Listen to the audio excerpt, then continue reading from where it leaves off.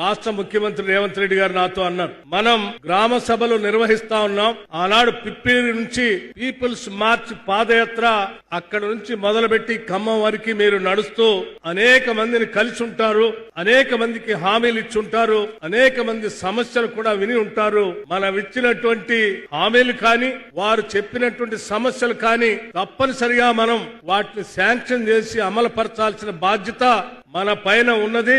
మీరు పిప్పిరిలో భారీ బహిరంగ సభ ఏర్పాటు చేసి ఆదిలాబాద్ శాసనసభ ఉమ్మడి శాసనసభ నియోజకవర్గంలో పాదయాత్ర సందర్భంగా మీరు ఇచ్చిన హామీలన్నిటికి కూడా మనం అక్కడ శాంక్షన్ చేసి భూమి పూజ చేసి వారందరికీ మనం ఇచ్చినటువంటి హామీలను నిజం చేద్దాం. అదే మనం నిజమైనటువంటి ప్రజాపాలన, ప్రజలకు ఇచ్చేటువంటి పాలన.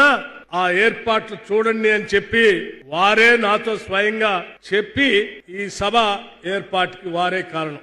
ఉమ్మడి ఆదిలాబాద్ జిల్లాలో ఆనాడు పిప్పిరి నుంచి మన్ను టెండర్లో మొదలుపెట్టినటువంటి ఆ పాదయాత్రలో నాతో పాటు కలిసి నడుస్తూ ఆ పిప్పిరి పాదయాత్రని పీపుల్స్ మార్చ్ పాదయాత్రను విజయవంతం చేస్తూ ఇక్కడ సమస్యలు చెప్పినటువంటి మీ అందరి సమస్యలు పరిష్కారం చేస్తూ ఈ రోజు శాంక్షన్ చేయడమే కాదు, జీవోలన్నీ ఇష్యూ చేసి 1238 కోట్ల రూపాయలతో ఈ రోజు ఇక్కడ అన్నిటికి కూడా శంకుస్థాపన చేసినటువంటి సందర్భంలో మీ అందరి తరఫున నేను రాష్ట్ర ముఖ్యమంత్రి రేవంత్ రెడ్డి గారికి ప్రత్యేకంగా ధన్యవాదాలు, కృతజ్ఞతలు కూడా తెలియజేస్తా ఉన్నాను.